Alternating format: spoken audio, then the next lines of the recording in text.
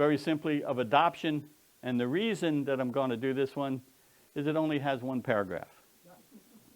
All right? And it's pretty basic. Pretty basic, but extremely important. And one of the biggest blessings. All right? It's in two parts in one paragraph. And one of the reasons it's important is, one, it refutes the liberal doctrine of the universal fatherhood of God. All right? Which is what a lot of liberal theologians talk about. They talk, oh no, God is the father of everybody, you know. And we're all brothers.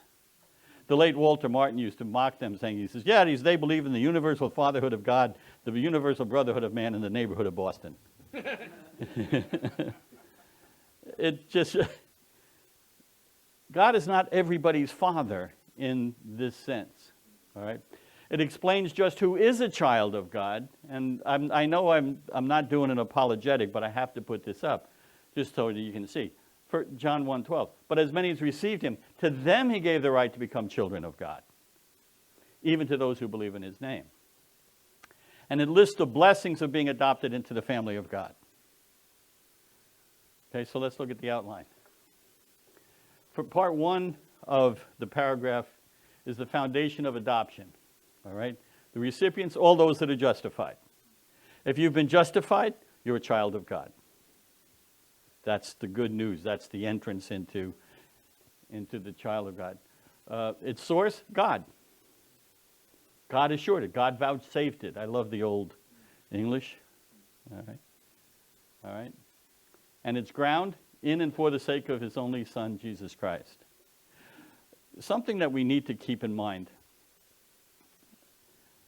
We have to make sure that even in our evangelism, that it's God-centered and not man-centered. All right?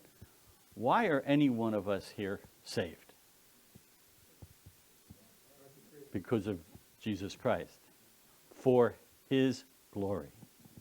Remember, God gave his elect to Jesus Christ and said, these are yours.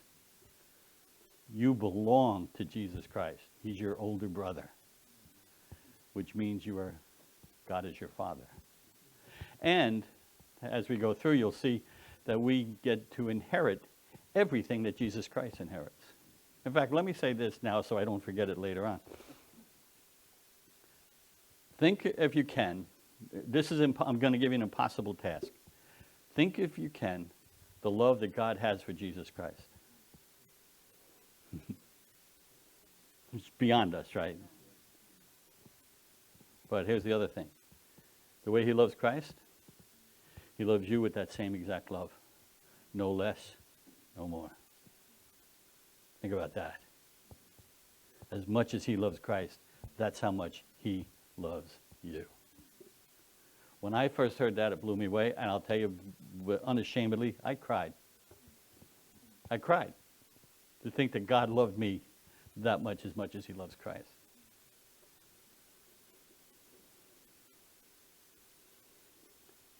Part two of the paragraph talks about the blessings of adoption. We see what adoption is. What are the blessings of adoption? All right. First, incorporation into God's family, to make partakers of the grace of adoption. All right. I'm not going to ask for a show of hands, but I know people in here have adopted children. You know that my wife and I have adopted children. I can tell you without a shadow of a doubt, without any hesitation, that each one of those children we have adopted, we love with the same love that our natural children, with that same intensity, that same love, no distinction. All right? And we are partakers of the grace of adoption. You have been chosen in him. And a reception of a filial disposition. What that means is they are taken into the number and enjoy the liberties and the privileges of the children of God. All the privileges of the kingdom of heaven are yours if you're a child of God. He will withhold, Paul says I think it's in Ephesians 1, he will withhold no good thing from you. Everything that you need, you will get. Not necessarily everything you want, but everything you need, he will give to you. We will experience of paternal treatment by God, have his name put upon him, receive the spirit of adoption, have access to the throne of grace with boldness, are enabled to cry, Abba, Father, are pitied, protected, provided for, and chastened by him as a father. In other words, just as an earthly father should be, but he does in perfection. Right? And we should not be ashamed to call ourselves children of God. That should be our number one identity. I had a friend, he was a chaplain for the Shelby County Sheriff's Office. That's Memphis, Tennessee, land of Elvis. And he came up to New York, and this guy he had no shame whatsoever about Christ. And we got into the elevator at the Empire State Building. We were showing him around. And you know those elevators, they're pretty large, and they get jammed, all right? We were the last two that walked in, and we walked in, and he turns around, and he says, hi, everybody, my name is Corky Childs. He says, I'm a child of Jesus Christ, and I'd like to tell you about him. And all the way to the top, he gave the gospel. Yep. Not ashamed. We're able to cry out, Abba, Father. And then we have the reception of the promised inheritance. Yet never cast off, but sealed to the day of redemption, and inherit the promises as heirs of everlasting salvation. What promise? We are heirs. Everything that was promised to Jesus Christ is ours. Isn't this an amazing doctrine? Unworthy sinners such as we are. And look at what's promised to us. And his promises are true. And that's chapter 12. Oh, wait, no, you know what? I gave you, this was just a bonus. No extra charge for this.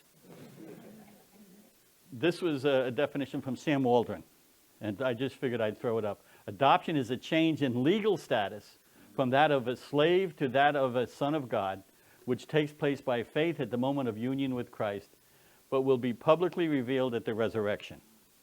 It is, that's supposed to be an act of God's free grace flowing from the electing love of God and Father in eternity and the regenerating power of the Holy Spirit in time, and immediately confers the spirit of adoption and the privilege of being one of God's heirs, as well as other privileges, obligations, and liabilities. Liabilities? Yeah, sometimes it costs you, doesn't it? Any questions on adoption? No? We good? Praise God to this, isn't it? Isn't this an amazing part? This is, and all enabled by Jesus Christ.